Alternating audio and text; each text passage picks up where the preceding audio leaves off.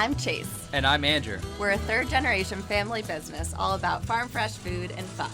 Welcome to the Stu Leonard's Legendary Podcast.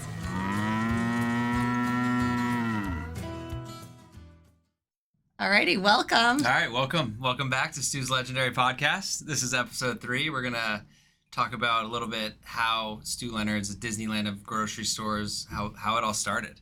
And we have a special guest today. How are you doing? Doing good. I'm literally the Stu Jr. right now. So I'm happy to be here. We actually just had a customer downstairs see you and ask. She didn't think you were real. Yeah, she was like, "You're real, Stu." Yeah. The Stu's real, and he's here. I guess big fish in a small pond kind of thing. But I'm enjoying the swoon water right here. And you know what's cool? Everybody's going 0 calories right now. Yeah. You know, 0 sugar, I should say. So that's like, it's not diet anymore. It's like 0 sugar. So the reason my voice is going to be pretty good today is because I'm wetting it with this swoon iced tea right here. Perfect. But I want to thank them. They're helping sponsor this podcast, and yeah. That's really nice of them. Yeah. Kick this off. Okay, so one title that has stuck with Stu Leonard's since it was brought to the public was the Disneyland of dairy stores, when the New York Times wrote that article. Yeah. So I want to go back to the beginning. You obviously grew up, Grandpa, your dad was a milkman. Yeah. And he delivered milk. So we want to hear a little bit about how he started as a milkman. Well, you know, first of all, what's really cool, we were just up at our lettuce farmer.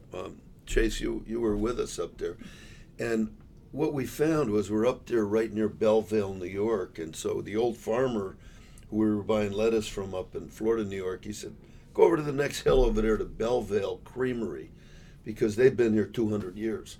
So we went over there, and it turns out that back in 1860, our family ancestry bought 207 acres from William Wisner, which is right up in Belleville, New York. So like, wow, that's where the farming started. Everybody matriculated into White Plains, New York, and then into Norwalk, Connecticut, where my grandfather started his first dairy, delivering milk door to door.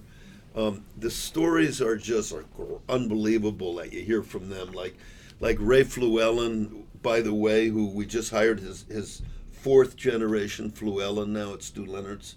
But they worked, he answered the phone when I was born. My dad was in the dairy. And when I was born, Ray answered the phone. Yeah. And so it goes way back to delivering milk door to door, and the horse and buggies used to do it.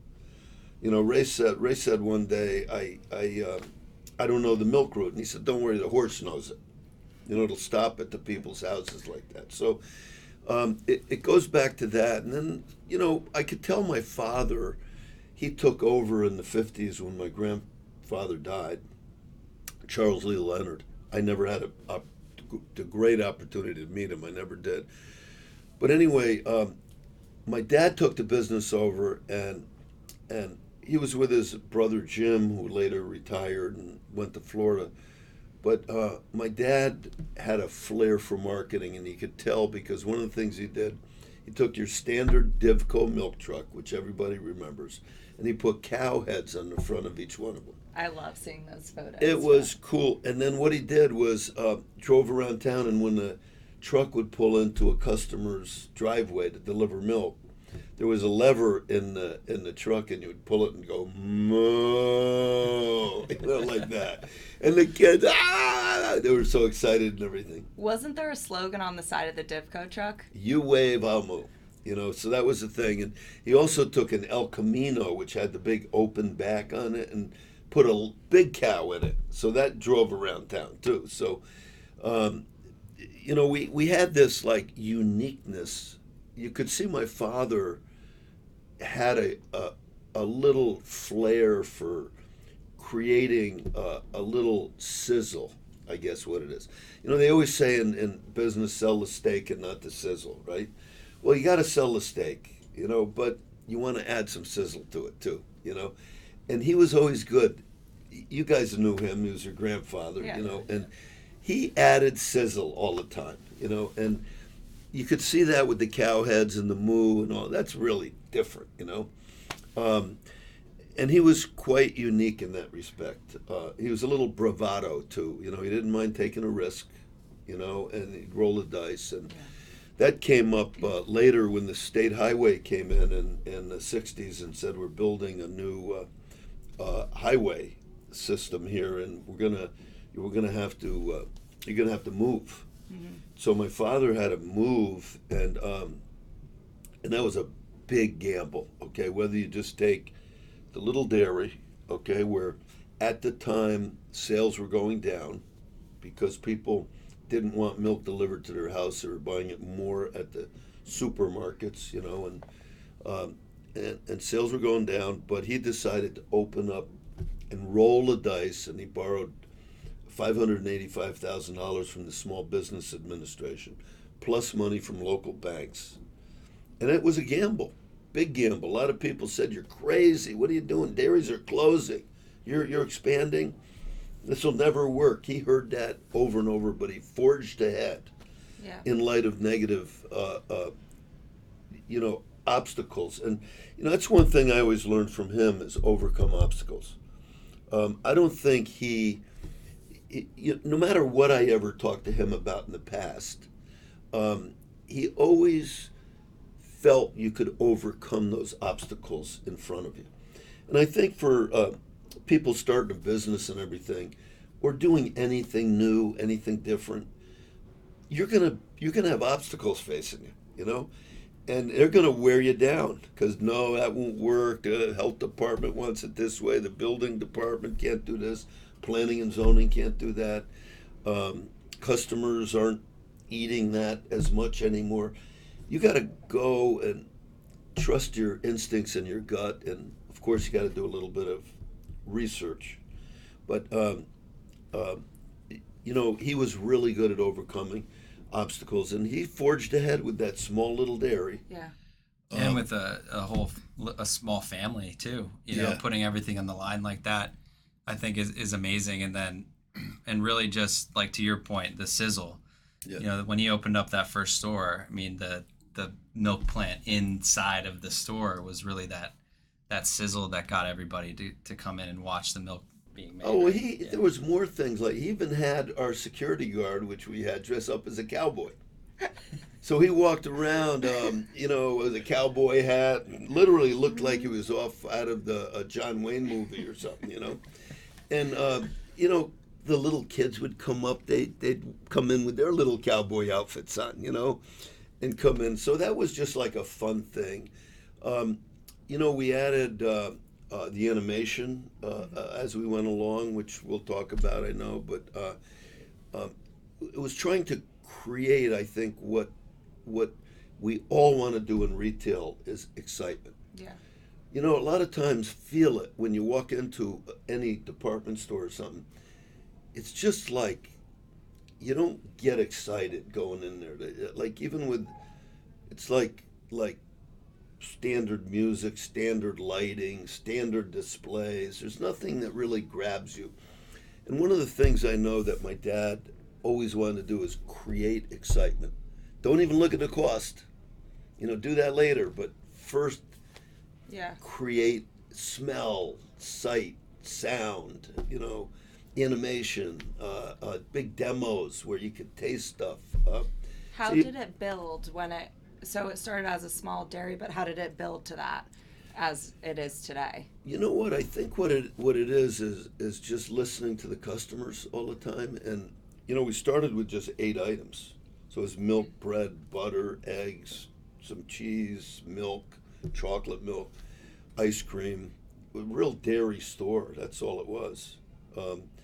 And so all of a sudden a farmer from where we were getting the milk called up and said, hey, I got some great corn I just grew. Could I bring a pallet of corn down? So we brought the pallet of corn. Now, instead of packaging it up and making it look boring, we put a big bin of loose corn out. It looked like it literally was still in the burlap sacks from when they picked it. And oh boy, and we started, and of course it was at a great price. You got to have a competitive price out there. So you know, it was a great price, and all of a sudden corn took off, and then the peppers and some squash, and all of a sudden we ended up with a real like farmers market going on, and that just grew and grew and grew, and then we said, gee whiz, one of our guys went down to Fulton Fish Market and said, you know, let me take a van down there. I think we'll get some fish. I'll bring it up and we'll sell it right here in the store, fresh right from the market, like. Which is still what we're doing today. That's it. Well, that's what we have to make sure we keep doing. Is that it's almost like farm to table still exists at Stu Leonard's. You know, we want to get it fresh from the farm, bring it immediately to the store, and sell it right away. I almost look at the store sometimes like it's that little, you know, corner stand that you see maybe down in Manhattan or something, where the guy rolls his little umbrella up. Yeah. He brings all the local produce in and he sells it, and then at the end of the night when he's sold everything, he undoes his umbrella again. I'd almost like Stu Leonard's to think that way. I think you always said something that I loved about being able to drive to one of our local farms, have lunch with the farmer, and then be home in time for dinner. Exactly. That's local. Yeah, that's local. And that's what I did last Wednesday. Right, at the lettuce farm. Yeah. You know, and even though the lettuce farm was in New York, we did it. I can drive up. We've been down to see our egg farmer in Pennsylvania. It's a little longer of a day, but still I can do it in a day. So So we have those, you know, we have obviously fresh products at a valued price because of our volume and our limited items. We're able to buy, you know, in large quantities to get our costs down and pass that on to the customer. But then the animation piece, I think I want to talk about, because that piece comes in at a crucial time, because that really gets people into the store and creates that excitement and that buzz that, you know, brings them into all these great products and great prices and everything like that. So I guess I think Sally on the Piano was the first. Well, actually, I talked to my brother Tommy. Okay. I got to give him credit with starting the animation. But before that, I think at the roots of something was our family vacations weren't going to some museum and looking through some archaeological site or something. Okay, that wasn't our. We went to Disneyland. What about a beach? Huh? What about a beach vacation? We went to Disneyland. We went to Disney World down in Florida. I can't tell you how many times. It's a small, small world. Da, na, na, na. I don't know how many times we went through that show together. We were, oh, wow, look at this. What a simple little show. How could we do that at Stu Leonard's? We went to Vegas a lot, okay? Dun, dun, dun, dun, dun, dun, dun. Elvis has left the building, you know, and we're like, oh, wow. We watched all the shows, and I think the theatrics, we loved the excitement and the chill you'd get from seeing all of that stuff. And so what happened then was, actually, I got to give my brother Tommy credit for beginning this whole animation thing. He was out in Denver at school, and he loved Pac-Man.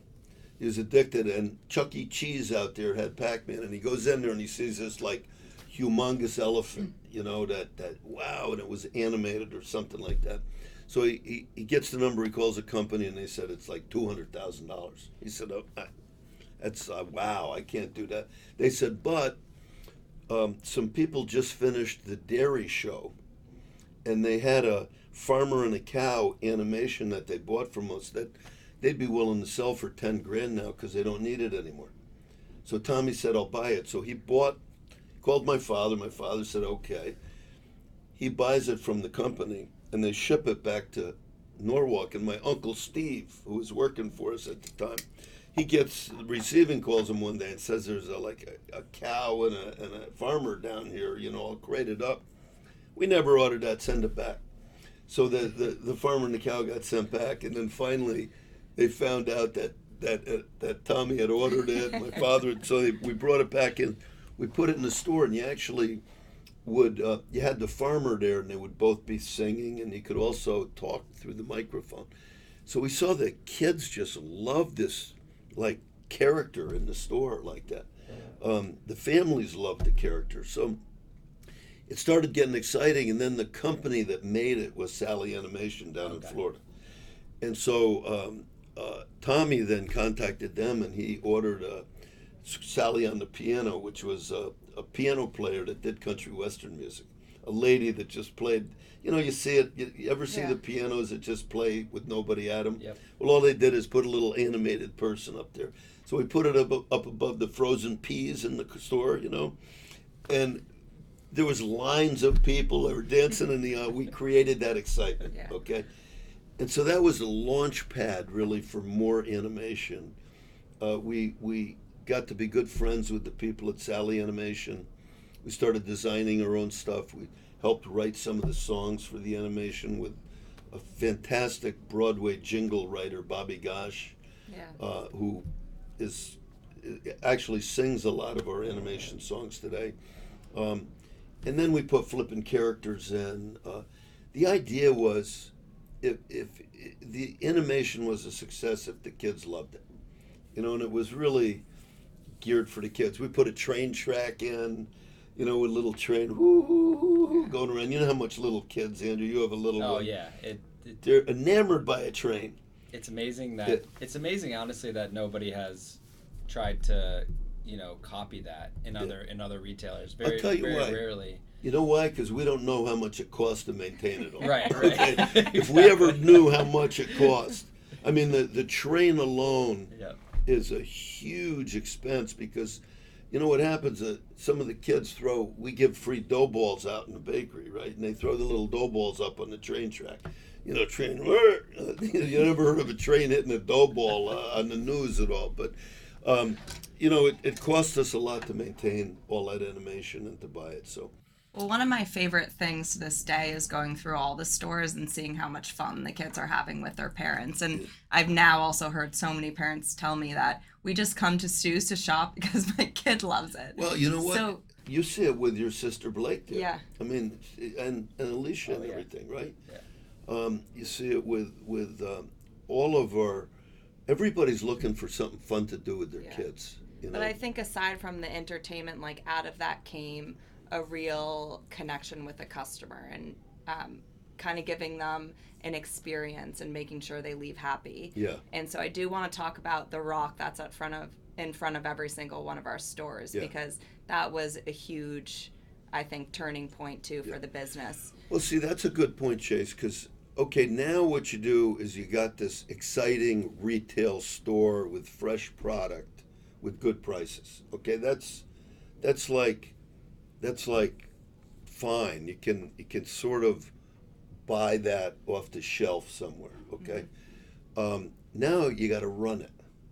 You got to make this stuff fresh. You need people now. So that was really the and customers. Okay, so what was pretty clever was coming up with the acronym STEW. Okay, and the S is satisfy the customer, and that was the eggnog story, which is down in the history books at Stu Leonard's. But, my dad just opens his store up. He's got a lot of competition. Everybody's telling him it won't work. And a customer comes in with one of his pride and joy products, which was an old family recipe, our eggnog. He bottled it in a plant, mixed in the cinnamon and the nutmeg and everything. And it was a customer came in. I don't like this eggnog. And my father's like, what do you mean? Everybody loves our eggnog, So he then goes to battle a little bit. He tastes a little bit of it, and maybe there was a little more cinnamon in it, but it was fine. Okay, and he said, "There's nothing wrong with this eggnog. It's fine." And she literally got angry at him, and she said, "Look, I don't like it. My husband does. I want my money back." And it was only $1 back then at the time, but he reached in his pocket and gave her $1, and she took 3 steps away, turned to him. He'll never forget this. She flailed $1 and said, "I'm never coming back to this store again." And she walked out. And my father, just was stunned at the whole thing. He went home and sat with my mom that night and told her the story. And she said, "Why argue with the customer? What are you doing here? You're trying to build your business." They do that to me when I go to return things all the time. They give me a hard time about it. Why don't you just make it so you make the customer happy when they come in? So what he did after thinking about it was he came up with 2 rules. And he did make, of course, bravado again, create excitement. He goes down to a mortuary where they have a big stone there for a grave, but it's like Wow. the size of one of your windows, your sliding glass doors at your house. And he had the two rules chiseled on it. Rule one, the customer's always right. Rule two, if the customer's ever wrong, reread rule number one. Okay? Oh my gosh, that just caught on fire. Tom Peters started talking about it, who wrote In Search of Excellence. Sam Walton copied the idea and had little rocks made for Walmart, that said the same thing. And my father didn't care. Go ahead and use it. He didn't copyright it or anything. He wrote about it in his book. Sam Walton wrote about it in the book. They did a rock in German over in Germany. Everybody was copying this. But it's not the rock that you copy. It's the attitude. And what you have to do is get your people in the company to think like the eggnog there. How do I make that customer happy when they leave? Look, they're not right all the time. I mean, we sell them a beautiful filet mignon and they overcook it and they come back and say, I want my money back. They screwed it up. You could argue with them and say, you overcooked that, They don't even bring it back sometimes, but you refund it. And you can't do that 2, 3, 4, 5 times when they keep coming back. But, most of the times we're at fault when there's a product, milk carton's leaky, maybe something got a little messed up with the recipe and something might be a little saltier or something. So it's not much either. The amount we return to customers is not that much. But the attitude is what you have to keep pumping up like a top. Every day you got to pump that up. And speaking of attitude, I've always heard you say you can't have happy customers without happy team members. Exactly, right. Well, that leads us into the T, which is teamwork. So now, how do you keep that attitude going? You have to have happy team members in the store. So you can't beat on everybody every single day and be rude and nasty and everything, and then expect them to turn around and be, hi, how you doing? Be happy to a customer. Yeah. So you have to treat your people right. You have to allow mistakes. Have patience with your people. Try to hire the right people. See, that's a key. Yeah. Is hiring on attitude. Is the number one thing over skill set. Because what we've found at the store over the years, we've hired some really talented people, okay? Chefs and great computer people and finance people and everything. But if they don't, treat other people well, if they start to act rude to other people like that, all of a sudden what you find is your whole, it's like the boat sinks a little bit. Mm-hmm. Your whole culture is affected. So it's on contrary, what we found, you hire somebody with a great attitude and you bring them into the store, you can teach them the skill set. We can teach them about food. We can teach them, and those people tend to shine and thrive. And we have 2,500 of them at the store right now. Yeah. They're just great people. So the teamwork part's important, and you have to keep a lot of things going on to keep the teamwork up. You have to come in yourself excited. Yeah. They don't want to see the owner or the family or the management walking around, moaning and groaning.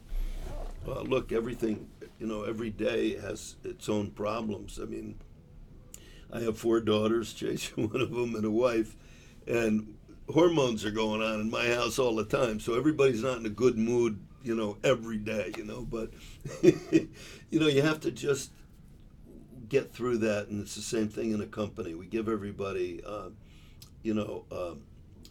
lot of leeway and let them try their own ideas and things. That's teamwork. And then what about E as for excellence? The right? E is the excellence. Well, that's really where you got to make sure that everything you put in your mouth tastes really good, and if we're selling a product down in the store, the key isn't so much selling it, Okay, great. You got it in their car, you got it in their refrigerator at home. They're going to cook it up. Thanksgiving dinner, they sit down. I don't even look that we've made a sale yet until they eat the turkey and say, wow, that's a good turkey. They taste the mashed potato recipe maybe that we gave. Wow, that was a great mashed potatoes. Sweet potato mousse or whatever, the wine they drink. Wow, that was a great recommendation, that one. That's when the sale ends.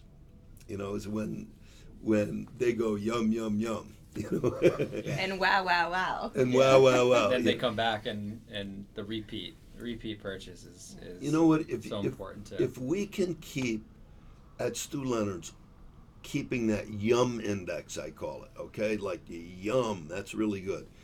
If we can keep that going, we have competitors opening up regularly around us. Look, when we started this company back in 1969 when we opened, do you think Costco was even a company then? No. Trader Joe's had one store out in Pasadena, California. Okay? They've flourished all over the country. BJ's Wholesale Club didn't exist. Whole Foods wasn't even around.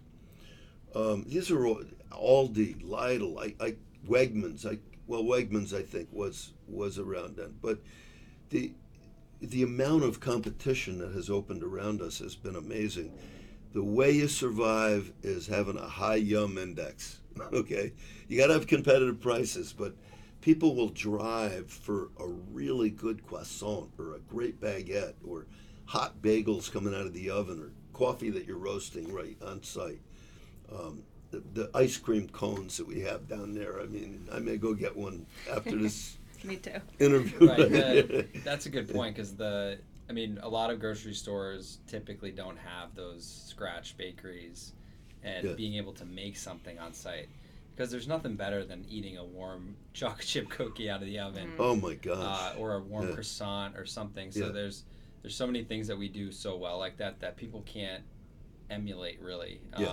But you have to have the people to do it too. Yeah.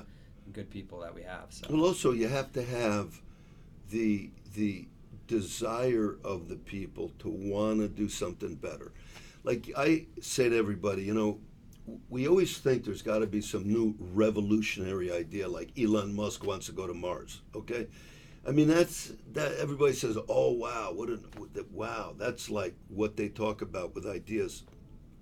This company was built on not just new ideas. There's nothing new about selling fruits and vegetables or meat or fish or produce.